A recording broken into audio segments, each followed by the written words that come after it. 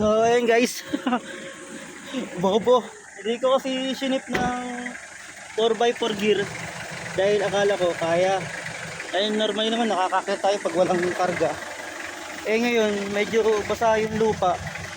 Ano tawag ito? Ano? Manual, ano pa tayo? Manual change. Yan, basa kasi yung lupa. Kaya pinapos, umiikot lang yung gulong natin. So yan, naka 4x4 na tayo, basic na to.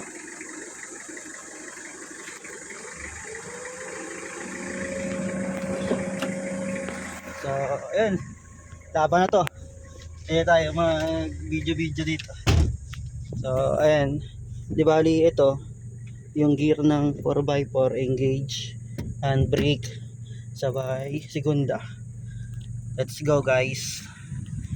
Aw na to. Oh ha, basic. Pwede tayo dito mag-vlog ngayon.